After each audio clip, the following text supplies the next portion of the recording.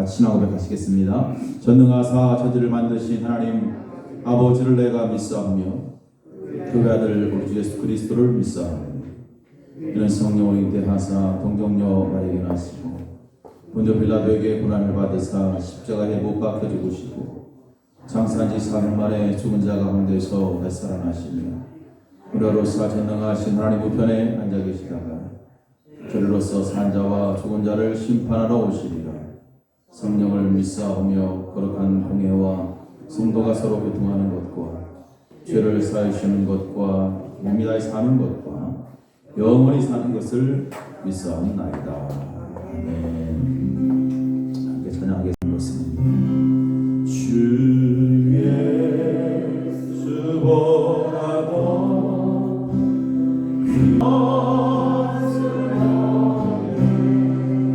이 세상 부귀와 바꿀 수 없네. 주를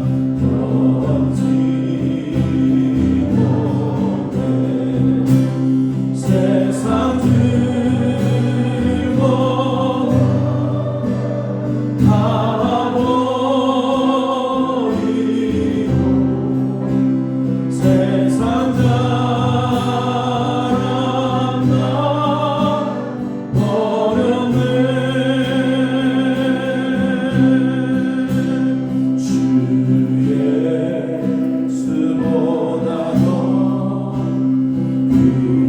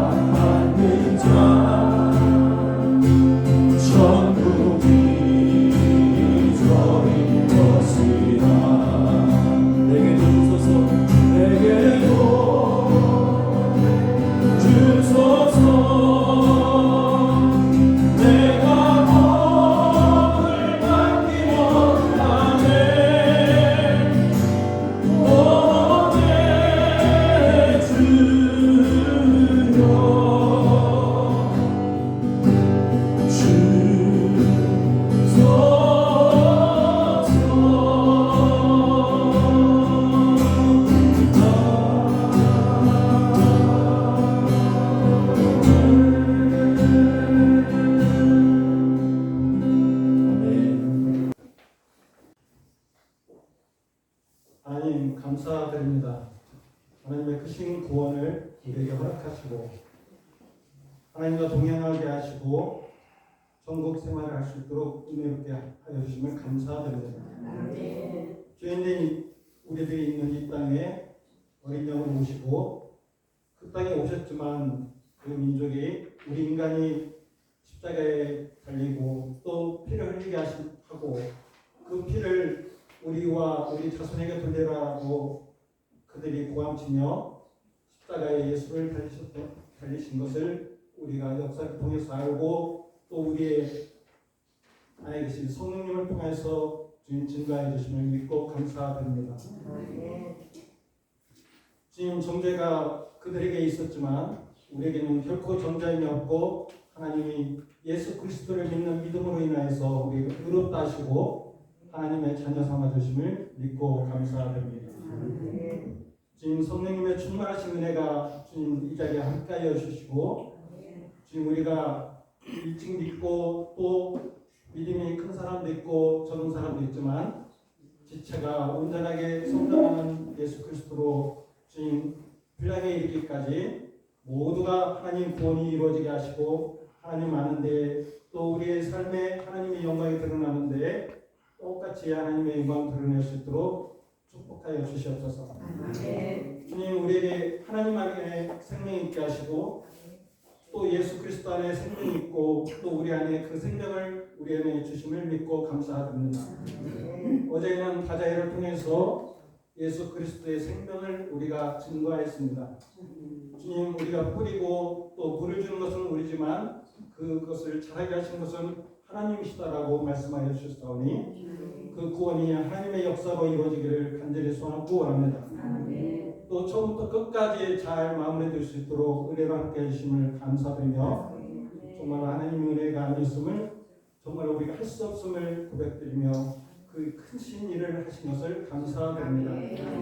이 시간에도 정무성 목사님 하나님의 말씀을 또 역사를 우리에게 통하여서 일하신 하나님을 우리에게 같이 나눌 텐데 하나님 그 지혜를 통해서도 우리가 하나님의 역사를 알게 하시고 우리 안에 하나님의 살아있고 능력 있는 하나님의 말씀으로 우리 안에서 역사에서 구원이 이루어가는 귀한 시간이 될 수 있도록 축복하여 주시옵소서. 감사드리며 예수님의 이름으로 기도하였습니다. 아멘.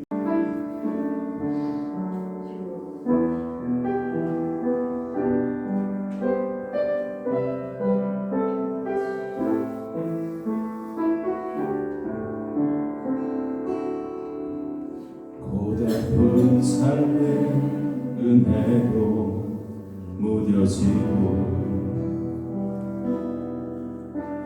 곧 사라질 것에 내 마음 두네. 헛되고 헛된 것들 바라보면 그 은혜를 놓치며 살았네. 주어진 삶을 묵묵히 살아가며 무릎 꿇으신 주 예수를 보내. 사랑 가운데 놓여진 나의 삶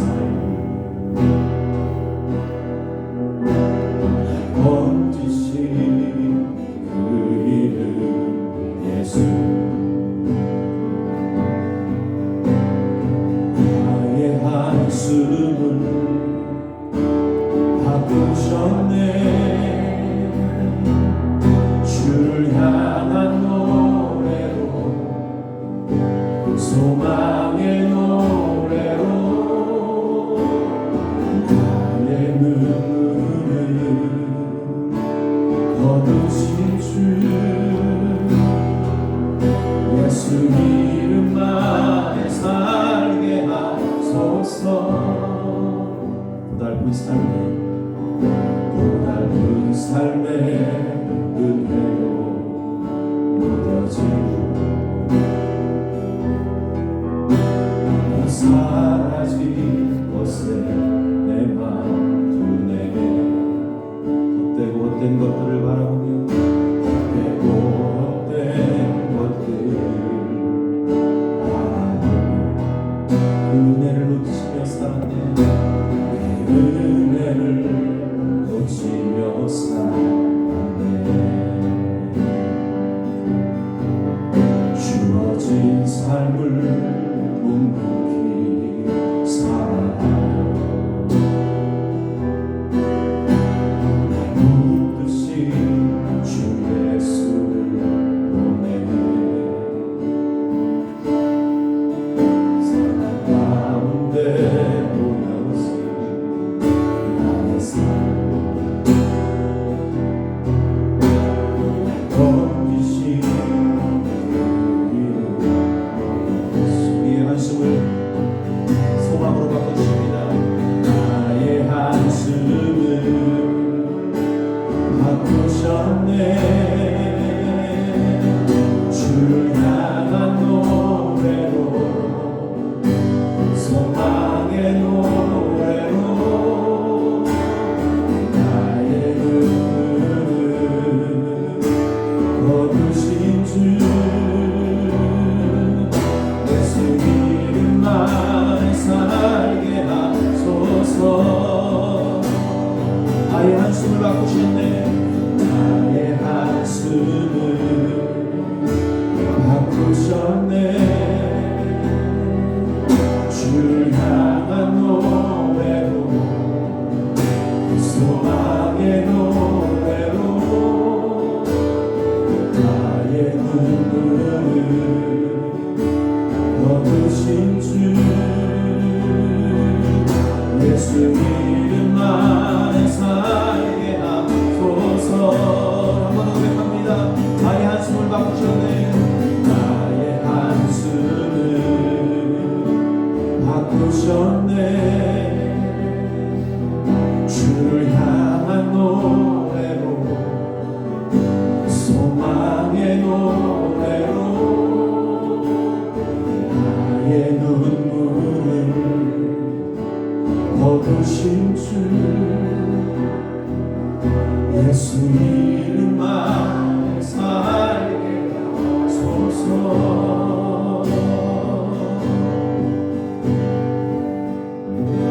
아멘. 이 시간에 우리 정무성 목사님 나오셔서 성경 강좌 이어. 이제 우리 성경을 이제 이 올해 이제 쭉 큰 그림들에서 살펴보는데 총 몇 개의 시대로 살펴보죠?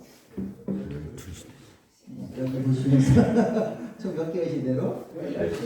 그래서 이제 10월달이니까 10번째 시대에 우리가 이제 오늘 살피기 전에 복습 먼저 한번 해볼까요?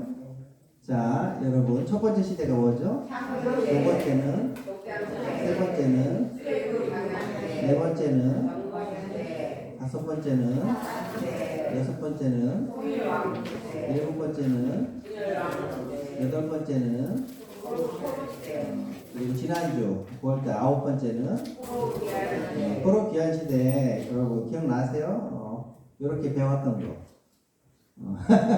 자, 포로 귀한 시대의 이 역사적 배경은 자 어느 나라, 어느 제국이 가장 강력했을 때 페르시아 제국이라고 했고, 이 성경에서는 바사 제국, 한자로 바사 제국이 이렇게 되어 있고, 오늘날은 페르시아 제국이 어느 나라와 관련됐다고 했죠? 이란이에요. 이 페르시아 제국은 주변 나라를 정복하면서 식민지 삼죠. 근데 그래도 조금 더 그 식민지 백성들에게 자율성을 보장해 줬어요. 즉 관용 정책을 폈어요. 그래서 이제 페르시아 이전에 바벨론 제국 기억나시죠? 바벨론 제국은 좀 더 포악했어요. 그래서 이제 고향 땅에 살지 못하고 포로로 잡아갔잖아요. 그죠? 포로로 잡혀갔던 이스라엘 백성들 뭡니까? 야, 고향 땅에 가서 살게 해줄 테니까 고향 땅으로 돌아가라 해서 이 페르시아 제국 시대 때 포로 귀환이 이제 포로로 잡혀갔던 사람들이 귀환, 리턴, 고향 땅으로 가는 거죠. 그죠? 총 몇 차례에 걸쳐서? 세 차례. 자, 1차에 이제 가서 그들이 했던 가장 중요한 과업 일이 뭐였죠? 하나님의 백성이기 때문에 그 무엇보다도 하나님의 성전, 무너졌던 예루살렘 성전을 다시금 세웠습니다. 자, 그 다음에 또 2차 때 가서 2차 때 포로 귀환했던 사람들이 했던 또 가장 중요했던 일, 2차 때 뭐죠? 그죠? 이 하나님의 이 성전 뭐 이렇게 예쁘고 아름답게 하는 것도 중요하지만 사실 어떤 면에 더 중요한 거는 이 안에서 우리가 예배하고 하나님 말씀 성경을 잘 가리키고 또 지켜 행하는 거잖아요. 그죠? 두 번째는 이렇게 신앙, 무너졌던 신앙을 특별히 다음 세대들한테 가르쳐야 되겠죠. 이런 거를 했어요. 그래서 1차, 2차, 마지막 3차 때는 가서 여러분 뭐 했다? 성벽, 이제 예루살렘 둘러싼 성벽, 무너졌던 성벽을 다시 이렇게 세웠습니다. 여기서 1차, 2차는 공통점이 뭐라고 했죠? 종교적 차원, 종교는 우리의 정신세계를 주로 담당하니까 영적인 것, 종교적, 또 정신적, 그 다음에 영적인 문제를 먼저 해결하려고 노력했던 거예요. 그죠? 그리고 나서 3차는 뭐죠? 이 성벽이라는 것은 사회 시스템을 상징하자는 고대가 뭡니까? 무너졌던 사회, 정치, 경제적인 거 다 이렇게 세우는 거죠. 자, 그래서 이걸 통해서 여러분 이게 이제 여러분 수천 년 전 이야기잖아요. 21세기 살아가는 또 이 군산 지역에 살아가는 여러분들에게 어떤 교훈이 있을까요? 우리도 살면서 삶이 무너질 때가 개인적이든 가정적이든 교회든 뭐 직장 학교다 크게 보면 국가도 있을 수 있죠. 그럴 때 뭡니까? 요 포로기한 시대의 이 3차 이 귀한 내용을 한번 우리 삶에 적용해서 이거를 교훈으로 삼을 수 있다 이거죠. 그래서 우리 삶이 무너졌을 때 뭡니까? 먼저 뭡니까? 이 종교적 차원에서 한번 점검해야 돼요. 내가 하나님과의 바른 관계를 맺고 있는가, 신앙생활이 어떻고 있는가. 그래서 이건 주로 이 내면적인, 정신적인, 종교적인, 영적인 그런 뭡니까? 이러한 재건, 다시 일으켜 세움을 통해서 뭡니까? 동시에 뭡니까? 그걸 바탕으로 나를 둘러싼 인간 관계라든지 내 생활 습관이라든지 여러 가지 8가지 이런 것들 뭡니까? 이 외면적인 재건 운동을 통해서 무너졌던 내 개인적인 삶, 혹은 우리 가정적인 삶, 교회적인 삶, 혹은 직장의 삶, 아니면 우리 뭐 어떤 공동체, 심지어는 뭐 국가, 민족의 삶도 이렇게 세울 수 있다. 그래서 다시 부흥을 우리가 경험할 수 있다라는 그런 교훈이 기억나십니까? 그러면서 이제 무엇보다 뭐부터 재건해야 된다? 이 내면적인, 종교적인, 정신적인, 영적인 걸 재건해야 돼서 특별히 지난번에 요 말씀 함께 우리 나눴었죠. 기억나세요? 여러분 잠언 4장 23절 잘하는 말씀 함께 같이 읽으면서 시작할까요? 시작. 무릎 실만한 것보다 어울의 마음이다. 생명의 근원이 이에서 나옵니다. 그죠? 마음을 지키라. 하나님과의 관계 속에서 마음을 지키면서 우리가 이제 어려움이 있을 때 이것을 극복해 나가야 된다는 그런 교훈을 얻었습니다. 특별히 마음을 지키면서 지난번에 하나님께 어떤 마음을 구하면서 살아야 되냐면은 특별히 감사하는 마음, 그죠? 삶이 어려울수록 불평 불만이 많아지잖아요. 그러면 더 안 좋아져. 악순환이 계속 되잖아요. 그러니까 마음을 지키면서 특별히 하나님께서 주시는 뭡니까? 감사하는 마음을, 성령님께서 주시는 기쁨의 마음을 회복하면서 다시 이렇게 세울 수 있다 이거죠. 그래서 여러분 특별히 우리 크리스찬들은 이 감사하는 마음을 갖고 우리가 살아야 되겠다. 특별히 어려울수록 쉽진 않지만 그죠? 그렇게 해야 되겠다. 근데 여러분이 우리 기독교인들뿐만 아니라 이 신앙인들이 아닌 일반 사람들도 이 감사하는 삶이 얼마나 삶에 중요한지 다 알고 있어요. 그죠?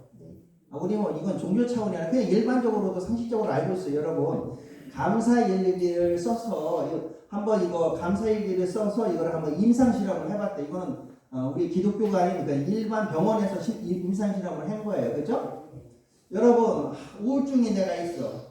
우울증 있는 사람들에게 감사일기를 규칙적으로 습관적으로 쓰게 했어요. 쭉. 그랬더니 뭡니까? 우울증이 점점 더 커졌다 줄어들었다?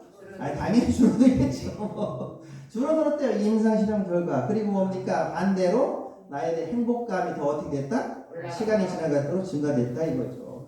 여러분 시쿨리지라는 사람이 다음과 같이 말했습니다. 가장 축복받은 사람이 되려면 가장 뭐 하는 사람이 되라? 감사. 여러분 뭐 다 아시죠? 여러분 그래서 성경에서는 감사하라 하나님께서 명령을 그리고 범사 모든 일에 감사하라고 이렇게 명령하시잖아요. 왜냐하면 하나님께서는 우리 뭐 하기 원하시기 때문에 축복받는 사람이 되기 원하시기 때문에 그래서 더욱더 뭐 저도 그렇지만 우리 군산나사의 교회 성도님들은 모두 다 더욱더 감사 충만한 삶으로서 또 그래서 하나님께 축복받는 인생이 되시기를 소망하는데 정말 여러분 이거는 우리 신앙적인 차원만이 아니라 그냥 일상적인 차원에서도 우리 기독교인이 아닌 분들도 이걸 잘 알고 있어요.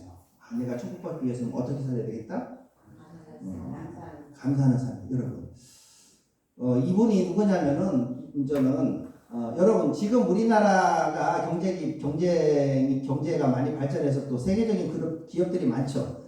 예를 들면 가전제품 하면 뭐 삼성전자, LG전자, 그죠? 근데 이제 좀 기억나실 거예요. 뭐 이렇게 50대, 60대 이렇게 70대 이렇게 되셨으니까 예전에는 뭐 가전제품 하면 딱 일제야. 뭐 소니 또 파나소닉이라고 들어보셨어요? 파나소닉? 파나소닉이라도 되게 유명해요. 파나소닉, 소니, 파나소닉 또 여러분 내셔널이라는 또 내셔널이라는 또 가전 제품이 있었어요. 거기 상표가. 그리고 여러분 또 마쓰시다라는 여러분 뭐 이렇게 기업 마쓰시다라는 상표를 갖고 온 또 여러 가지 제품들이 많았어요. 여러분 이 보시면은 일본이 이제 경제 대국이잖아요. 지금도 여전히 일본에서 이 경제의 신이라고 불리는 얼마나 이 경영을 잘하면은 기업 운영을 잘하면 별명이 경영의 신이야. 그렇게 불리는 사람이 있대. 이름이 자 8자에 한번 읽어볼까요? 뭐죠? 오늘 저는 가서 이제 나중에 기회 되시면 자녀들한테 한번 이 스토리를 전해주셔도 좋아요. 마쓰시다 고노스케 일본 경영의 신. 여러분 26만 명의 기업 마쓰시다 기업이 읽었는데 26만 명의 종업원 연매출 뭐 600달러 이상 뭐 지금 돌아가셨죠. 인저는 뭐 내셔널, 파나소닉, 마쓰시다 뭐 이런 세계적인 유명한 브랜드를 저는 만들었어요. 제품을. 그래서 여러분 기업 경영의 신. 여러분 기자들이 이분 돌아가셨지만 지금 이제는 말년에 이제는 질문을 했어요. 어떻게 해서 당시 이렇게 세계적인 물론 이분은 출생 환경은 좋지 않았어요. 어려웠어요. 그런데 그 모든 걸 극복하고 어떻게 이게 세계적인 그 기업을 일구고 야 어떻게 일본의 이 청년들에게 존경받는 경영의 신이라고 일컬음 받으면서 존경받는 그런 기업가가 됐습니까? 이런 비결이 뭘까요? 이렇게 이제는 기자가 물었어요. 어떻게 대답했을 것 같을까요? 이분은 기독교인이 아니에요. 일본은 여러분 기독교인 비율이 엄청 낮아요. 그죠? 근데도 이 기독교적으로 대답을 했어요. 여러분 이렇게 대답했어요. 내가 이렇게 성공할 수 있는 비결은 신이 하나님이 내게 3가지 은혜를 주셨기 때문이다. 나는 은혜를 받았기 때문에 내 힘보다는 그 은혜를 받아서 성공했다. 첫 번째 한번 읽어볼까요? 시작.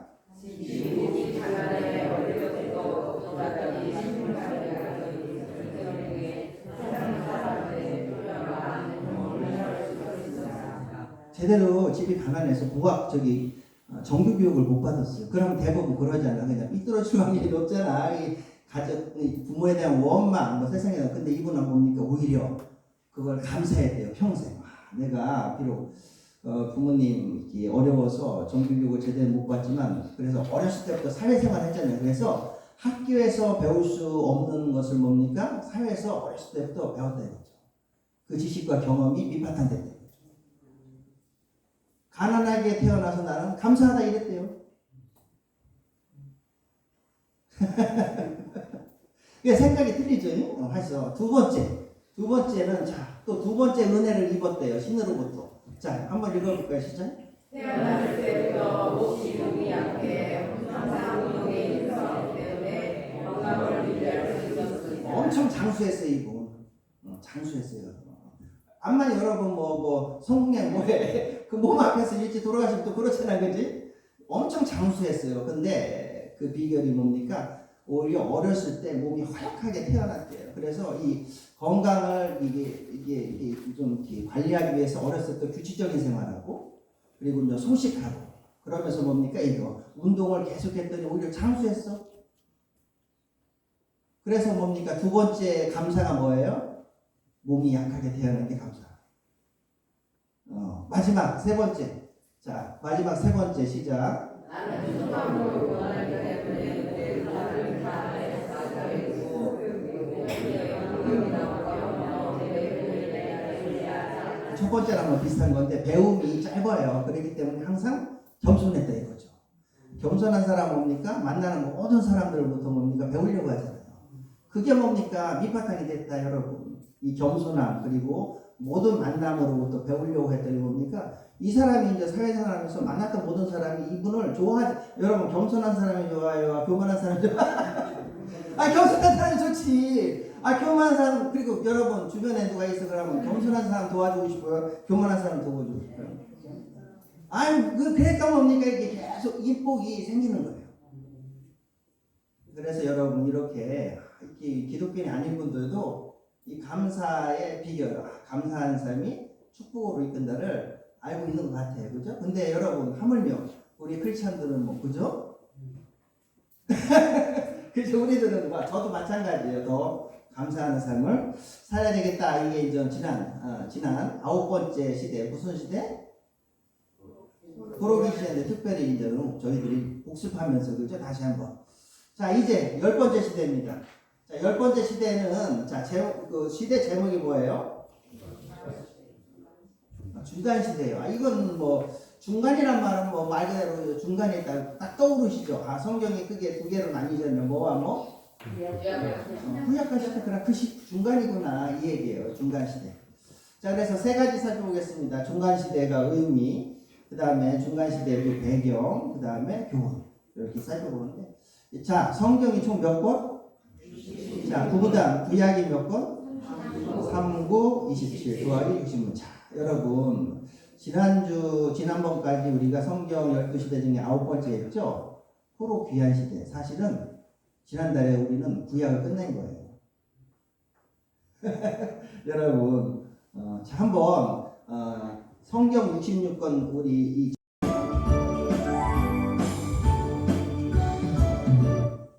여러분 이 구약 성경 39권 순서대로 그죠?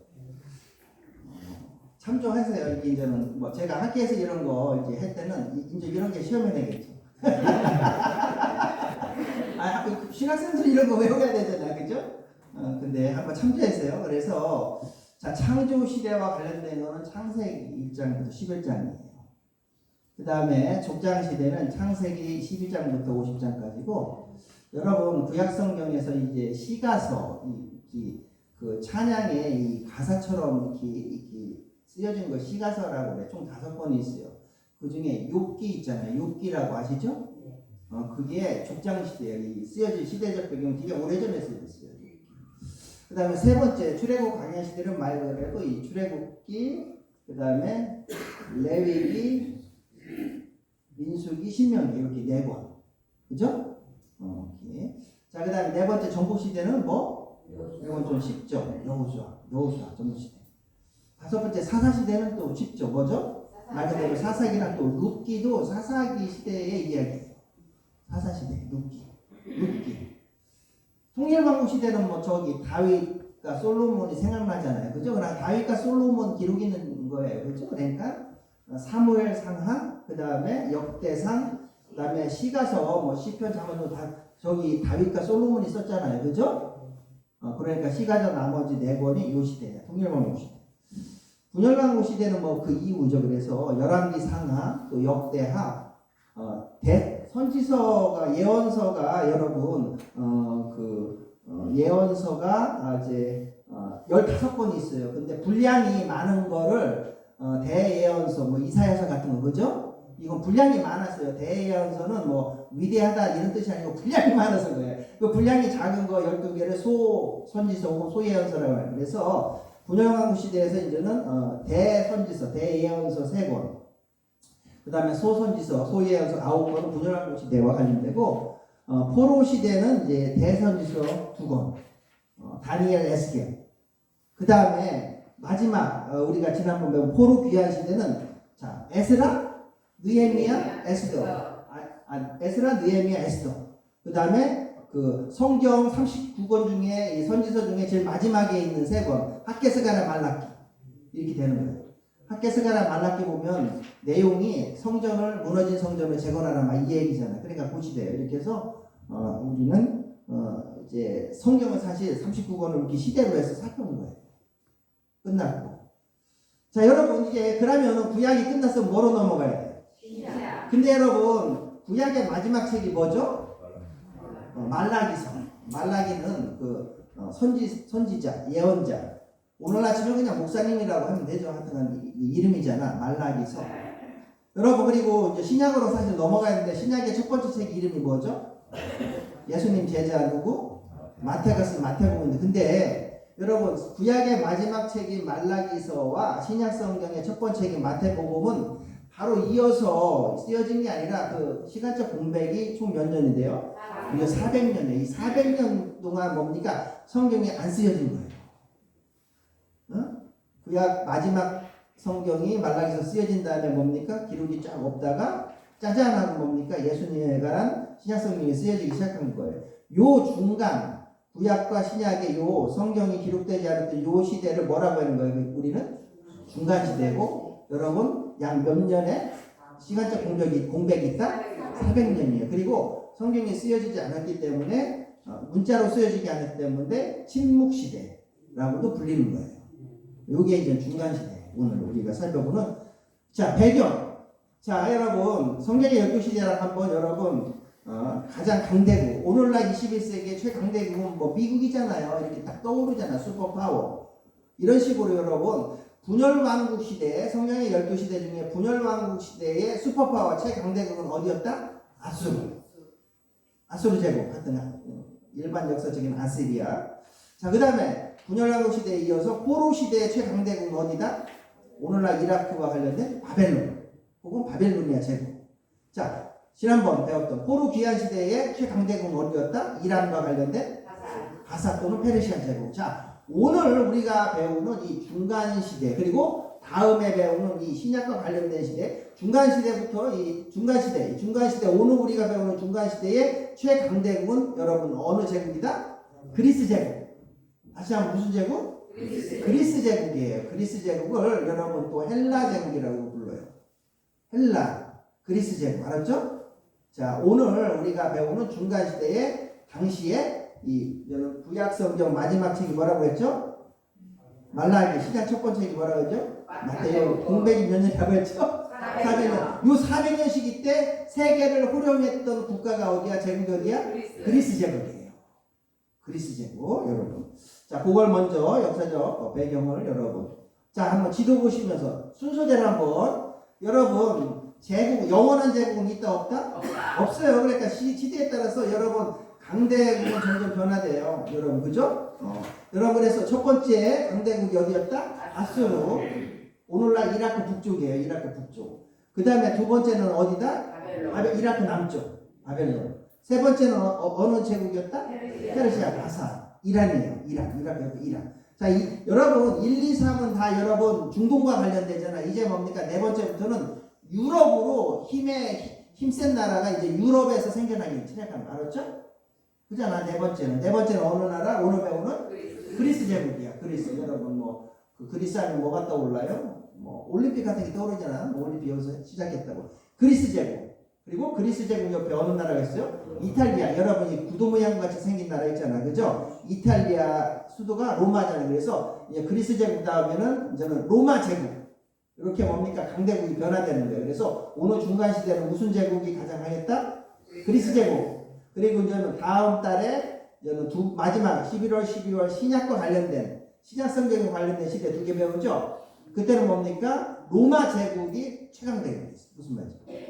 예수님 당시에는 로마 제국 이렇게 되는 거죠. 오늘은 중간 시대는 무슨 제국? 그리스 제국. 그럼 이 그리스 제국을 이렇게 뭡니까? 세계를 호령하는 이 슈퍼파워 최강대국으로 만든 사람이 누군가? 우리가 잘 아는 알렉산더 대왕이에요. 알렉산더 대왕. 여러분 알렉산더 대왕이에요. 알렉산더 대왕. 들어보셨죠? 뭐 한 번쯤 알렉산더 대왕이. 여러분 근데 그리스라는 나라 여러분 현대 오늘날 지도를 한번 이렇게 검색해 보시면 그리스라는 나라 위에 사실 마케도니아라는 또 지역도 있어요. 마케도니아라는 왕국. 그러니까 옛날에는 그리스 왕국도 있었지만 그 위에 마케도니아 왕국이 있어요. 정확히 말하면 이 알렉산더 대왕은 이 그리스 북쪽에 있었던 마케도니아 왕국 출신이에요. 거기 왕자예요. 근데 뭡니까? 아버지가 죽으면서 뭡니까? 유언을 했어요. 그때가 이제는 20대 초반이래요. 알렉산더 대왕이. 얘는 효자야. 이 알렉산더 대왕은 효자야. 아버지 유언이 뭐냐면 세계를 정복하라. 진짜예요. 세계를 정복하라. 그래서 뭡니까? 10년 넘게 뭡니까? 세계를 정복하기 시작했어요. 그러면서 뭡니까? 광대한 그리스 제국을 만든 거예요. 알렉산더. 여러분, 그래서 알렉산더 이렇게 제국이 점점 뭡니까? 세계에 퍼지면서 이 알렉산더는 뭡니까? 그리스 북쪽의 어느 제국, 어느 왕국? 마케도니아 왕국인데 사실 그리스랑 문화가 유사하기 때문에 알렉산더 대왕은 뭡니까? 이 그리스 제국을 뭡니까? 만들어 나가면서 자기가 점령한 그 지역에 뭡니까? 그리스 문화를 전파했어요. 그래서 여러분 중고등학교 때 기억나세요? 예전에 정말 오래 이 알렉산더 대왕이 이제 뭡니까? 세계를 정복해 나가면서 그 지역을 뭡니까? 식민지 삼고 거기에 뭡니까?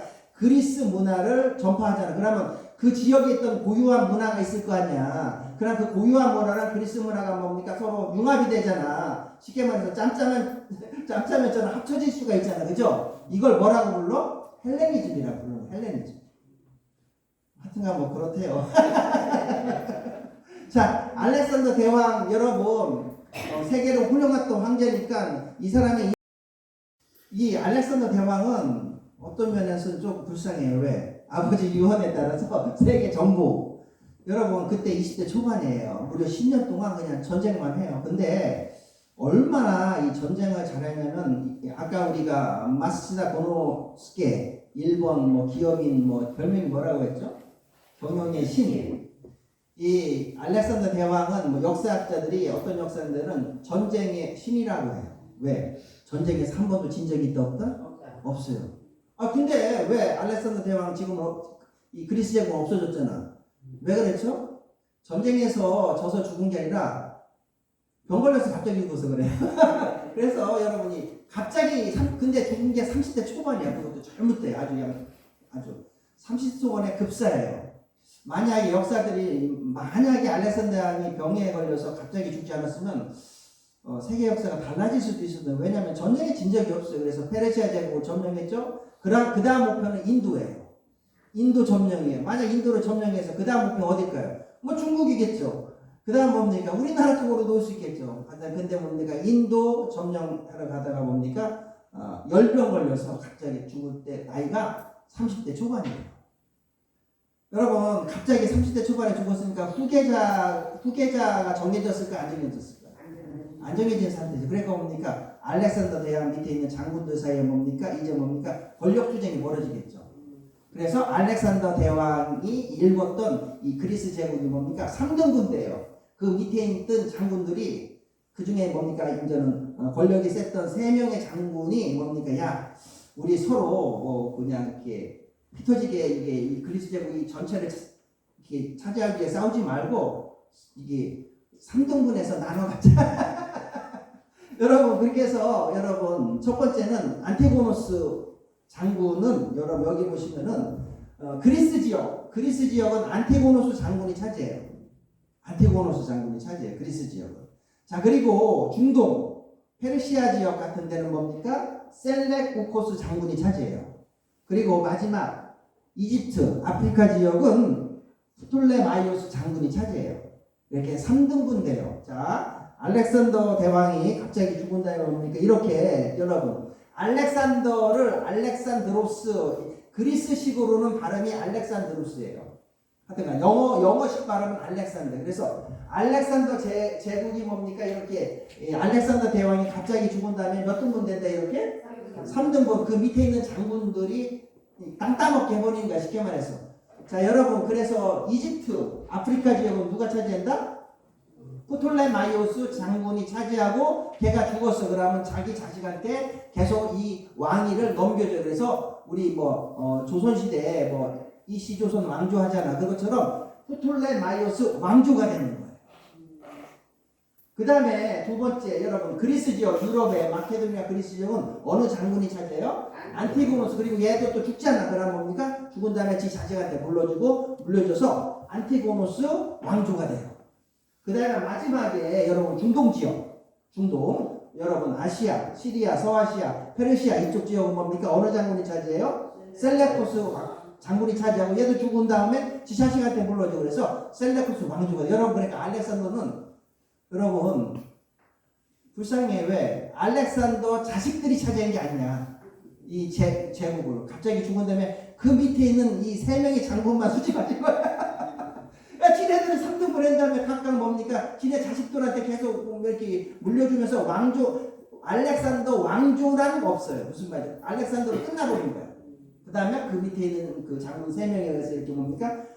이집트 지역은 포톨레마이오스 장군과 그 자식들, 자손들. 그 다음에 그리스 마케도니아 유럽 지역은 안티고노스 장군과 그 자식들. 마지막에 이제 중동 지역은 뭡니까? 셀레쿠스 장군과 그 자식들에서 이게 세 개의 왕조가 뭡니까? 그리스 제국을 분할 통치해요. 그러다가 여러분 차례차례 어느 제국의 요 세 개의 왕조가 멸망당한다? 로마 제국. 차례차례 멸망당하면서 이제 로마 제국이 그 지역을 다 다스려요. 그때 예수님이 탄생하시는 거예요. 이해 가시죠? 네. 그래서 신약 성경에 보면 로마 황제 얘기가 그래서 나오는 거예요. 그때 중간 시대에는 이 그리스 제국 시대지만 신약 성경 시대 예수님 당시에는 로마 제국 시대가 되는 거예요. 자 여러분 마지막 세 번째 조금만 참으시면 이게 특강이라 사실 애매모호해요. 그죠? 이게 너무 짧게 하면 좀 그렇고 또 너무 길게 하면 힘드시고 그죠? 제가 그래서 좀 이렇게 분량을 좀 그래도 그래도 적당하게 이렇게 조절해서 이렇게 분량을 해서 지금 준비를 했는데 조금만 이제 3개 오늘 학교 살피죠. 딴 때보다 좀 일찍 끝나는 거예요. 그래서 제가 이 조절을 하는 거야. 자 마지막 중간인데 좋은 여러분 이 알렉산더예요. 이 그림에 알렉산더의 별명이 뭐라고 했죠? 전쟁의 신. 만약 죽지 않았으면 인생이 달라졌을 텐데 역사가 달라졌을 때 많이 얘기하는데 자 알렉산더의 우리는 마지막 교훈은 알렉산더의 인생을 통해서 한번 교훈을 한번 생각해 볼 거예요. 자 한번 영상 한번 보면서요.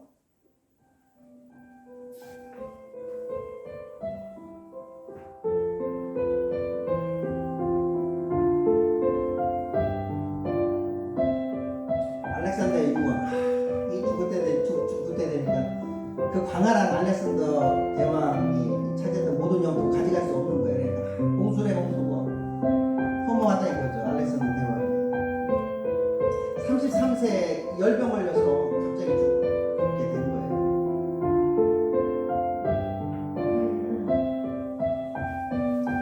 세상을 떠날 때는 빈손으로 간다. 이그레고 죽었대요. 전해오는 전승했다. 알렉산더.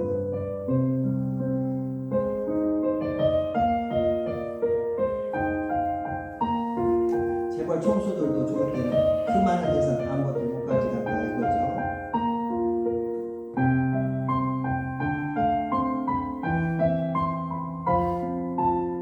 그럼 우리는 무엇을 죽을 때 가져갈 수 있는가?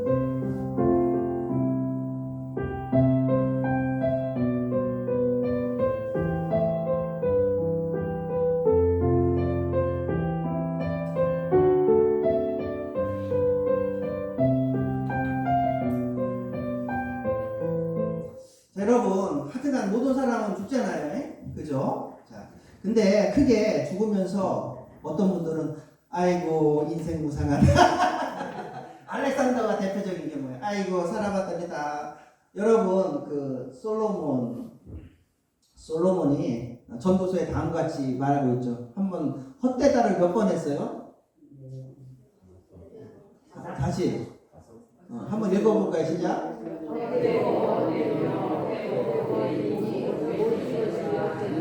솔로몬이 5번이나 헛되다고 한 이유는 아가페 없는 즉 하나님 없는 인생을 살아봤더니 헛되다 이거죠. 무려 5번. 여러분 아가페 없는 하나님은 아가페시니까 하나님 없는 인생으로서 이 세상에 살면서 이제는 예를 들면 재물을 추구하면서 살았어. 명예를 추구하면서 살았어. 인기를 추구하면서 살았어. 권력을 추구하면서 살았어. 쾌락을 추구하면서 한때는 좋겠지. 근데 죽을 때 되니까 에휴 다 부지런네. 5번 헛되고 모든 것이 헛되냐. 인생 무상. 누구도 그랬다? 알렉산더 대왕. 여러분 알렉산더 대왕도 10년 넘게 전쟁하면서 재물, 명예, 인기, 권력, 쾌락 다 추구해봤더니 아이고 죽을 때 되니까 아이고 이런 것도 다 인생 무상한 것 같네. 무상한 것 같네. 여러분 아가페 없는 인생은 아가페 없는 하나님 없는 인생을 살다가 우리가 죽을 때 되면은 많은 경우는 어떻게 해요? 이거 무상하다 이렇게 해요. 반대로 성경은 우리에게 여러분 언젠가 다 저희들 이제는 죽잖아요. 하나님 품으로 가려. 그럴 때 죽으면서 이제는 주변에 있는 자식이나 가족들한테 인생 무상을 외치며 죽는 게 아니라 성경은 우리에게 뭡니까? 인생 보람 있었다라고 외치면서 우리가 죽기를 원하시는 거예요. 여러분 그죠? 인생 무상 이렇게 죽는 것보다는 어떻게 하는 게 좋겠어요? 그래도 한평생 살아왔더니 하나님 은혜 가운데 내 인생이 보람됐다. 근데 그러면 어떻게 그렇게 외치면서 죽을 수 있는가? 뭐 딴 게 아니에요. 아가페 인생. 다른 말은 뭡니까? 하나님 중심 인생으로 특별히 여러분 구약 성경의 핵심이 십계명이고 신약 성경은 그것을 뭡니까? 예수님의 대계명으로 다르게 표현하고 있잖아요. 그죠? 십계명 여러분 두 가지 주제 1계명부터 4계명까지 주제는 뭐다? 하나님 사랑. 하나님은 아가페야. 5계명 5번째부터 마지막 10번째까지는 주제가 뭐다? 이웃사랑. 여러분 우리가 이 땅에서 살면서 하나님을 사랑하고 이웃사랑을 최우선순위로 살면서는 이런 거 여러분 생각해보세요. 설마 이렇게 살던 분이 돌아가실 때 아이고 인생 무상 이렇게 했겠어요? 아니 하나님을 사랑하고 이웃을 사랑하면서 열심히 살았던 분이 돌아가실 때 아이고 인생 무상 이렇게 했겠냐고 설마. 그죠? 그런 분들은 그래도 뭡니까? 하나님 은혜 가운데 내 인생 보람 있었다. 이렇게 하면서 뭡니까? 삶을 마감하고 주님 품으로 가겠죠. 여러분 마태복음 22장 37절 40절 예수님의 대계명 다시 한번 읽어볼까요? 시작.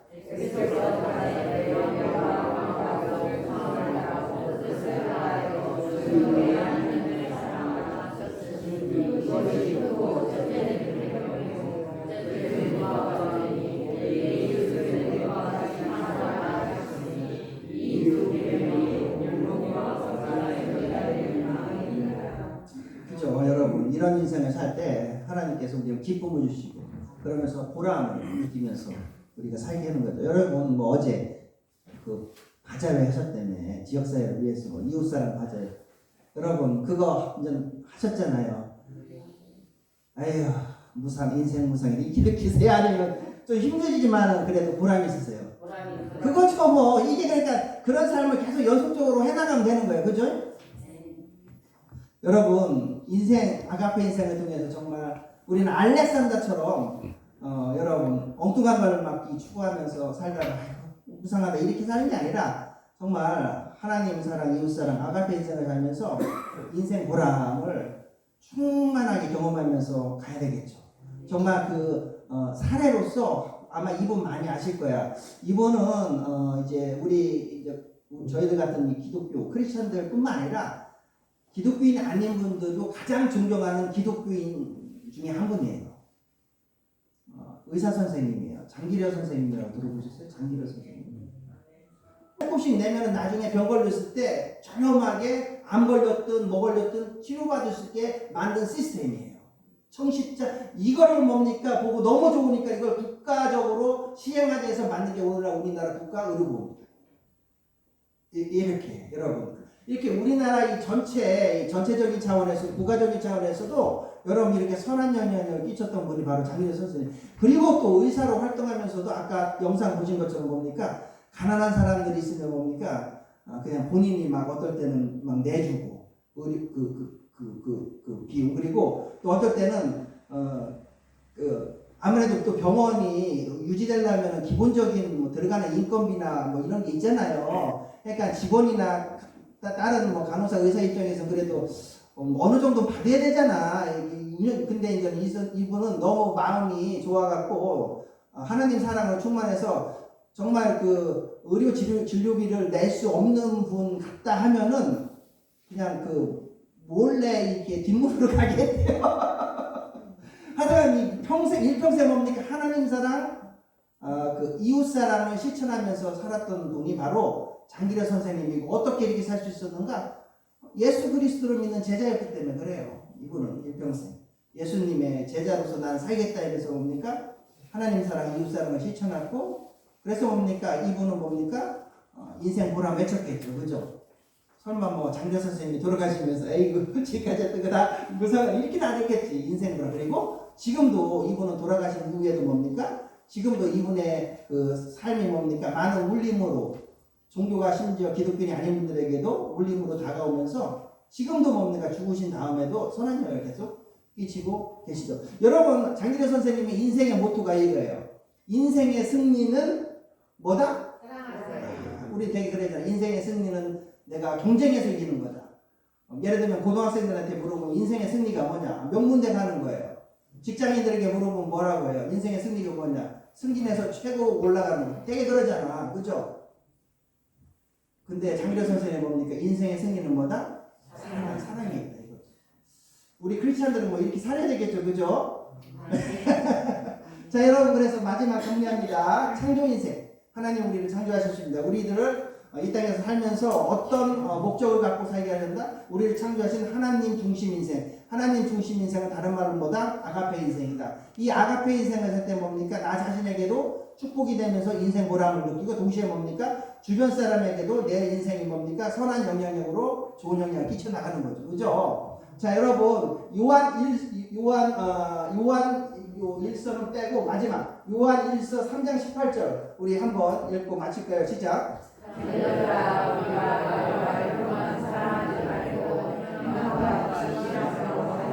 그죠? 우리가 이제 말과 혀로만 하지 말고 또 행함과 지실함으로 하나님 사랑 이웃을 더 힘쓰면은 더욱더 우리 삶이 축복되고 또 보람으로 가득 찰 줄 믿고 군산 나사렛 교회가 이제 어제가 처음 문제는 목사님께서 보름하시고 이웃사랑 바자회 한 거잖아요. 이러한 이웃사랑 바자회 같은 그런 것들이 더욱더 우리 군산 나사렛 교회에서 더욱더 많이 이루어져서 여러분 정말 우리 군산 나사렛 교회 성도님 모든 분들이 정말 보람을 느끼시고 또 축복을 받으시고 동시에 뭡니까? 그런 축복된 거를 지역사회에 나오는 그러한 우리 군산 나사렛 교회가 되기를 저도 축복하면서 그렇게 하실 거잖아요. 그죠? 더욱더 그렇게 되실 줄 믿고 오늘 이제 오늘 함께 나눈 우리 성경 특강을 마치도록 하겠습니다. 다음 달 11월 달에 이제는 그때 좀 더 쌀쌀할 것 같아요. 그죠? 그때 또 뵙도록 하겠습니다. 감사합니다. 주의 사랑으로 세상 가운데 나간다. 말과 혀로만 사랑하지 말자. 참 좋습니다. 부산 나사렛 교회 지금 67년도에 개척됐죠. 맞죠? 네. 아닌가? 그리고 내 주보에 항상 썼는데 나도 머리가 안 좋아서 맨날 잊어버리는데 66년? 그래요? 66년. 열매들은 항상 나타나게 돼 있어요.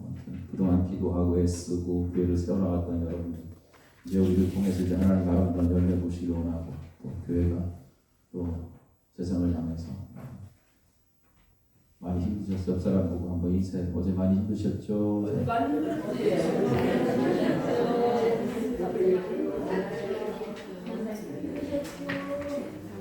박수면서 찬양 마칩니다. 온 세상을 하여 마복은 전하리 만 백성 모두 나와서 주 말씀 들으라 죄 중에 빠져서 내매자들아